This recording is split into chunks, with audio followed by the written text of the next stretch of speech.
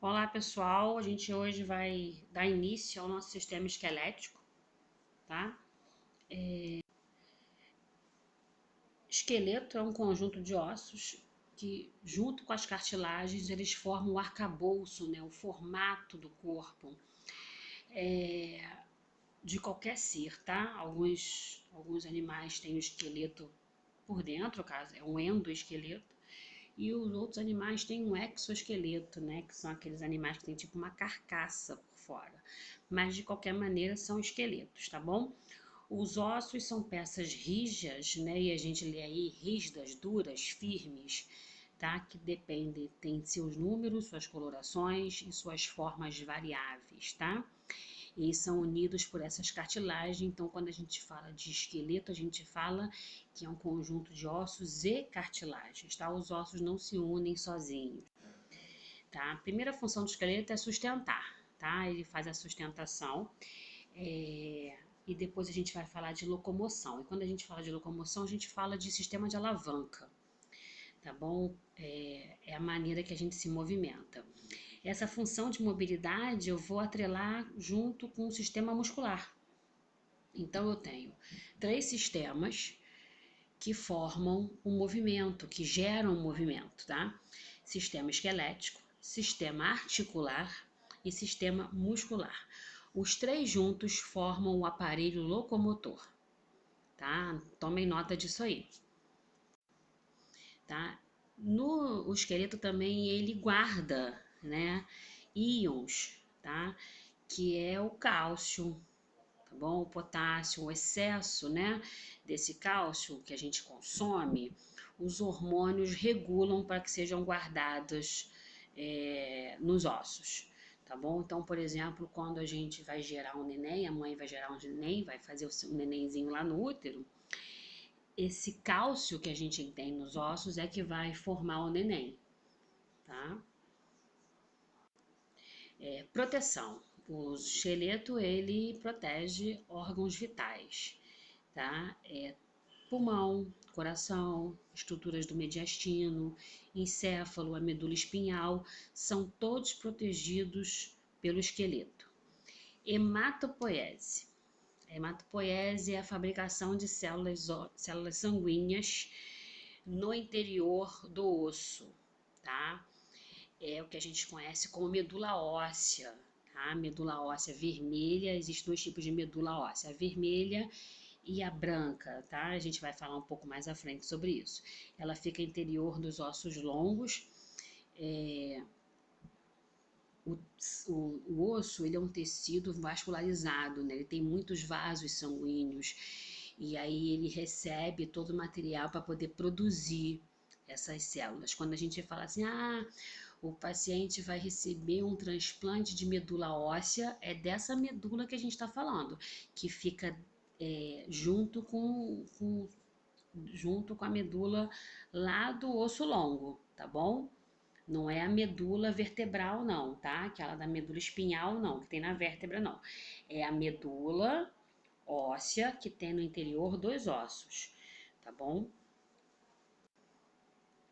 O sistema esquelético, a gente tem 206 ossos no adulto, tá bom? A criança tem mais. Por quê? Porque as extremidades dos ossos são separadas. Eu vou dividir o esqueleto em três porções, tá? Essas três porções, elas se unem, tá bom? Esqueleto axial, esqueleto apendicular, que eu subdivido em superior e inferior, e as cinturas pélvica e escapular, tá? A cintura pélvica vai unir o esqueleto axial, que é crânio, tórax e coluna, com os membros inferiores. Então, a cintura pélvica ela recebe o axial e une ele ao apendicular inferior. E a cintura escapular, que é formada pela escápula e pela clavícula, une o esqueleto axial ao apendicular superior. Tá? Esse é o esqueleto axial, crânio, tórax e as vértebras, a coluna. o apendicular inferior e superior. O apendicular inferior são os membros inferiores, apendicular superior são os membros superiores. E a cintura, né? Essa cintura escapular, que é escápula e clavícula, tá bom? E a cintura pélvica, que é formada pelos ossos do quadril, tá? Por que ossos do quadril? Porque aqui, ó, eu tenho um quadril e aqui eu tenho outro. E aí, esse osso aqui do quadril, eles são 3.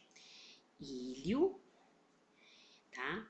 Aqui atrás, essa porção aqui de trás, ó, é o isquio e essa porção aqui da frente é o pubis. No neném, esses ossos são separados, tem um espaço aqui de cartilagem que separa, mas no adulto ele se torna um osso só, tá bom? E vamos classificar esses ossos, tá? Os ossos podem ser longos, tá? Quando eles são significativamente compridos, né? Independente do seu tamanho, ele pode ser um osso longo, mas ele ser pequenininho. Como aqui, ó, os ossos daqui da falange, do metacarpo, tá? E é nesses ossos aqui que a gente vai encontrar a medula, que eu falei lá na frente, tá? Então, os ossos longos, eles são separados em epífise, diáfise e epífise. Entre a epífise, eu tenho um pedacinho aqui, ó, chamado de metáfise. Aí eu vou ter a diáfise, que é o corpo, e aqui eu vou ter outra metáfise. Tá vendo? A chave tá marcada aqui. Então, essa epífise aqui de cima, ó, de cima, mais próximo da cabeça, epífise proximal. Epífise distal, tá bom? Então, as partes principais, como é que se divide um osso longo? Epífise proximal, metáfise proximal, diáfise, metáfise distal e epífise distal. Essas linhas aqui, né, que separam aqui, realmente a gente fala que é uma linha de crescimento ósseo, tá bom? Né? Essa parte aqui. Então, na criança, por exemplo, existe uma separação muito grande dessa parte aqui, porque é o espaço que o osso vai crescer.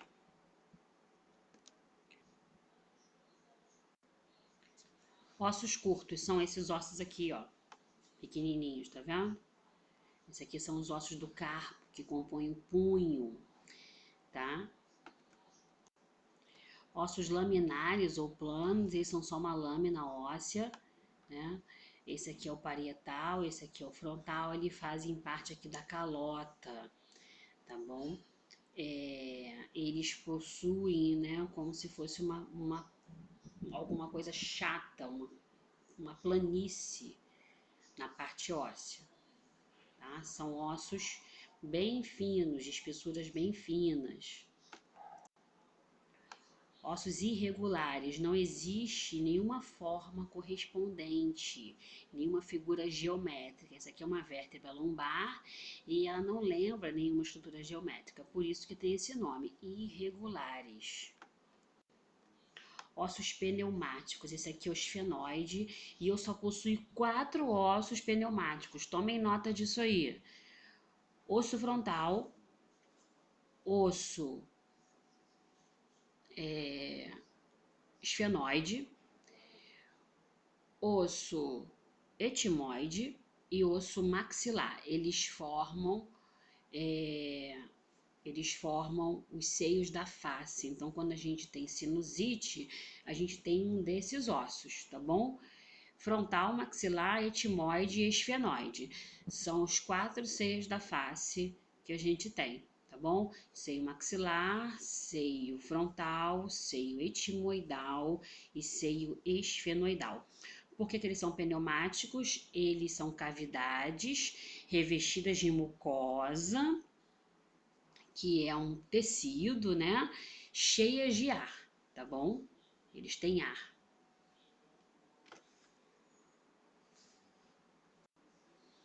Osso sesamoide, tá? A gente tem alguns ossos sesamoides no polegar tem um, abaixo das falanges tem uns ossos, tem um sesamoide grande no hálux, hálux é o dedão do pé.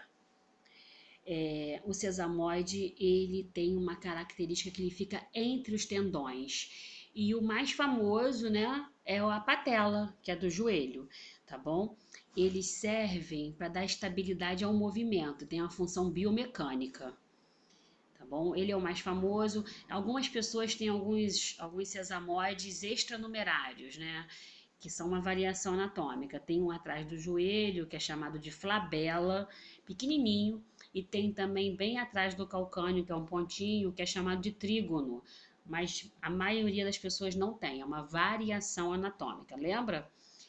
Que são alterações que não trazem prejuízo funcional. Então, os ossos são formados por 3 tipos de células: osteoblastos, ostócitos e osteoclastos, tá? Essas são células de formação óssea, tá? Os osteoblastos, elas formam, modulam a parte óssea. A criança tem muito dele. O ostócito é a fase adulta do osteoblasto. E o osteoclástico tem a função antagônica, quer dizer, vai contra, tá? Ele tem função de cavitação óssea, tá bom? Ele consegue fazer aqueles buracos nos ossos, que são as trabéculas, e consegue liberar cálcio na corrente sanguínea.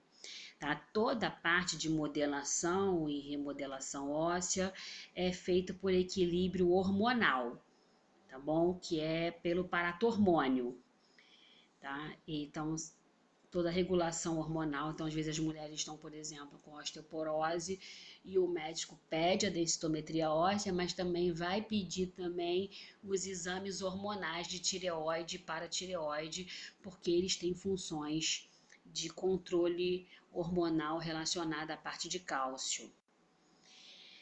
E aí a gente vai falar lá sobre o que a gente falou de medula óssea, aqui ele tá bom? Nesse slide aqui.